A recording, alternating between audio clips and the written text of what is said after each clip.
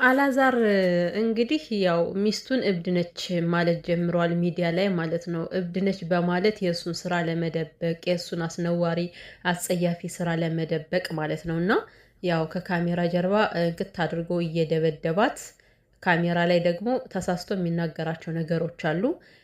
ካሜራ ላይ እኔ ምንም አላደርግም እያለ ነጥብ እየጣለ ነው። ስለዚህ እንደዚህ አይነት ቃላቶችን እየቆረጣችሁ ቲክቶክ ያላችሁ ትላልቅ ቲክቶክ ያላችሁ ማለት ብቻ ቲክቶክ ተጠቃሚ የሆናችሁ ማለት ነው። የምሬ ነው። በሴት ልጅ አምላክ ይሁንባችሁ። ካላዛር አንደበት የምትወጣውን እየለቀማችሁ ቲክቶክ ላይ ዙሯት ማለት ነው። ይሄ ወራዳ ልክስክስ። ሰላም ቤተሰብ እንዴት ናችሁ? ሰላማችሁ ይብዛ።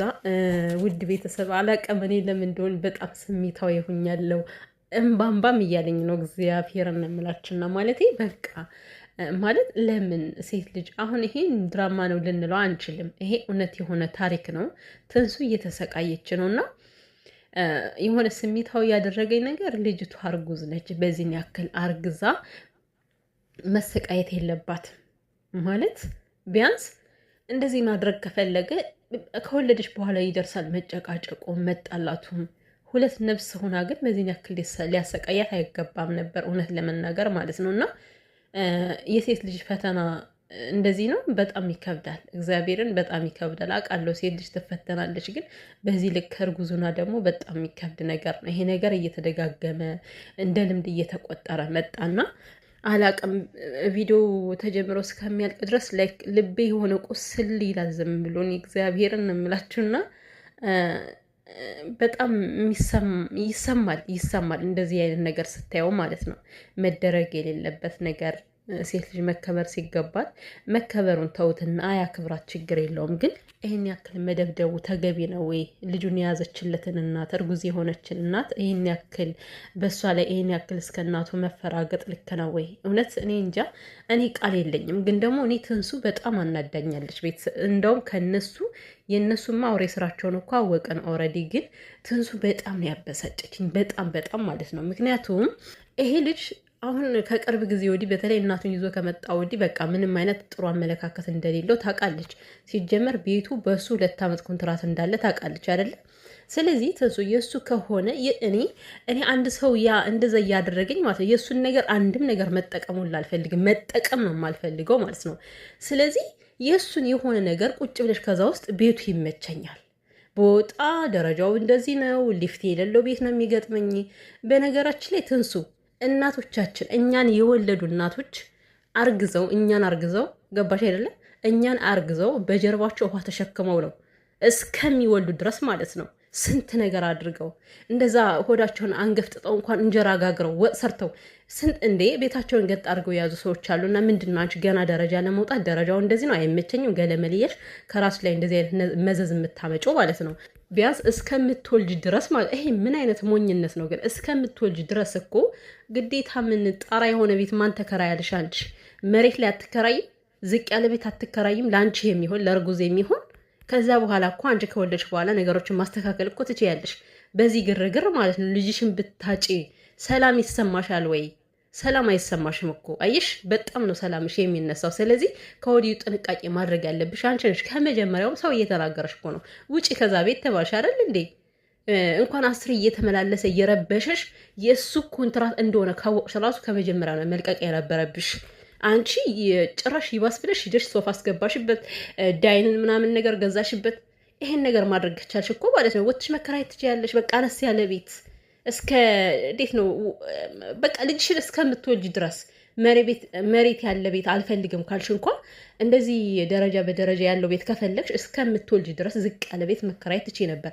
ሰላምሽን ማስበለጥ የምትችይው አንቺ ነበርሽ። ይህን ሁሉ ነገር እያደረግሽ ያለሽ ራስሽ ነሽ፣ በራስሽ ላይ ማለት ነው። እነዚህ ሰይጣን የተረገሙ ሰዎች ማለት ነው ቢነግሯቸውም የማይሰሙ ናቸው። ህግ እንኳን እነሱን አልቻላቸውም። ስለዚህ ህግም እንደሌለ ካወቅሽ ህግ ለአንቺ የማይፈርድ ከሆነ አንቺ ከፈጣሪ ጋር በተቻለሽ መጠን ራስሽ መጠበቅ የሚገባሽ አንቺ ነሽ። የምትችይው ደግሞ እሱን በመልቀቅ እሱ የሚሄድበትን ቦታ ያለ መርገጥ፣ እሱ በሚሄድበት ነገር ላይ አንቺ ያለ መሄድ። ያንን ስታረጊ አንቺ ሰላምሽን ታስጠብቂ ነበር። ዛሬ እንደዚህ አይመታሽም ነበር። ከዛ ቤት ከመጀመሪያው ጀምረሽ ወጥተሽ ቢሆን ኑሮ ማለት ነው። አሁንም ቢሆን ሶፋውን የገዛሽው አንቺ እንደሆንሽ እናውቃለን። ዳይኑ ምናምን ነገር የገዛሽው አንቺ እንደሆንሽ እናውቃለን። የእውነት ይሄ ህሊና የሌለው ህሊና ማለት የሰው ልጅ ህሊና የሚባል ነገር አለው። ህሊናው ይውቀሰው። የኔ ነው ብሎ ከወሰደው ስለ ዕቃ አንድም ነገር እንዳትከራከሪ። ነፍስሽን ብቻ ይዘሽ ነው መውጣት ያለብሽ። ከዛ ፍርዱን እሱ ይቀበላል። ከሰው አይደለም ከፈጣሪ ዘንድ። በቅርብ ጊዜ ያንቺ እንባ ከሱ ላይ ምን እንደሚፈጥር ታየዋለሽ። ምንም ነገር ክርክር አያስፈልግሽም። ልጅሽን በሰላም ከእናትሽ ቤት ሄደሽ ራሱ መውለድ ትችያለሽ። እናቴን አላስጨንቃትም እንደዚህ ገለመሌ። እናትሽ ታዲያ በዚህ ሁኔታ ካልተጨነቀች ምንድን ነው እናትነቷ? ምን ማለት ነው? አንቺ ቆይ አልገባኝም። አንቺ እንደምትይው እኮ አይደለም እናትሽ ማለት ነው። ይሄን የስንት ነገር ልቧ እየተሰቀለ ይሆናል። አንቺ ባትነግሪያትም የሆነ ነገር ከአንቺ በደረሰ ቁጥር እሷ ልቧ እየተረበሸ ይሆናል። ገባሽ? የእናት አንጀት እንደዚህ አይደለም። እና እናቴን አረብሽም ብዬ ነው፣ እናቴን አላሰቃይም ብዬ ነው። እናትሽ የልጇ ስቃይ ነው የሚያሰቃያት፣ የልጇ ፈተና ነው የሚፈትናት። አንቺ ስላልነገርሻት ነው እንደዚህ ሁን። ስታይሽ እኮ በጣም ነው የምትጎዳው። አንቺ ደግሞ እናትሽ እንድትጎዳ ካልፈለግሽ እንደዚህ እየተጎዳሽ አይደለም። ገብቶሻል? ራስሽን ያስከበርሽ እንዴት ነው? ኧረ እኔ መናገር ሁሉ ማርያምን፣ ምክንያቱም የራሷም ጥፋት ስላለበት ነው። ቤተሰብ ይህ ሁሉ ነገር ያመጣችው እሷ ስለሆነች ነው። ከመጀመሪያው ሞታ ቢሆን ኖሮ ማለት ነው። ይሄ ከርስ የሌለው ከርሳም የምሬን ነው ማለት እናትየዋ ራሱ እያላገጠችባት ነው። አሁን እንደመታት እንደደበደባት ታውቃለች። ግን ራስሽን አጋጭተሽ ከሆነ እሱን ለማሳሰር የትኛው ህግ ነው እሱን የሚያስረው? እሷ እንዳላጋጨች እናውቃለን፣ እንደ ደበደባት እናውቃለን። አሁን እንደው አላስወጣሽ ብሎ እንኳን እምቢ ካለ መላ ፈጣሪ። ላይክ ፌንት መስራት ትችያለሽ፣ እርጉዝ ነሽ፣ ሐኪም ቤት ያስፈልጋል። እኔ የምናገረው ጠፋብኝ። ቤተሰብ እግዚአብሔር፣ እኔ በጣም ተበሳጭቻለሁኝ በኢየሱስ። እንዴት አይነት ነገር ነው እያየን ያለ ነው? ግን እንዴት አይነት ነገር ነው? እንደዚህ አይነት ወንጀል ኢትዮጵያ ውስጥ እየተፈጸመ የሰው ልጅ እንዴት ቡና ደፍቶ ከደረቷ ላይ እንዴት ይለቀቃል? ያለ እሷ ፍቃድ እንዴ! ያንቺ ማልቀስሽ ለነሱ እኮ ማለት ነው መሳለቅ ነው፣ ደስታ ነው። ገባሽ? እንባሽን ማየት ነው የሚፈልጉ ማለት ነው። እና እኔ አላቅም፣ እግዚአብሔርን ግራ ገባኝ። ከእናንተ ላይ ቢደርስ የምታደርጉትን ነገር ታውቃላችሁ። በተቻላችሁ መጠን ትጣጣራላችሁ፣ መተው ያላችሁን ነገር ትተዋላችሁ። እና በሰው ላይ ደግሞ እንደዚህ ግዴታ ይህን ነገር አድርጉ ብላችሁ ድምድም የማታደርጉት ነገር ነው። ምክንያቱም በዛ ሰው ጫማ ስር ስላልቆምን ነው። ግን እኔ እየነገርኳት ያለሁት አሁን ማድረግ የምትችለውን ነገር ነው እንጂ ማድረግ የማትችለውን አይደለም። ለምሳሌ ከቤት መውጣት ማድረግ የምትችለው ነገር ነበር። ቤቱን ለቀ ሁሉንም ነገር ቤቱን ባዶ ኦን አድርጎ ሲሄድ እኮ እሷም ኦን አድርገው እኮ መውጣት ትችል ነበረ። የሞኝነቷ የየዋህነቷ ነው እንደዚህ እያደረጋት ያለው ማለት ነው። ግን አዝኛለሁ። በቃ ልቤ ተሰብሯል በትንሱ ማለት ነው። በኢየሱስ ስም እውነት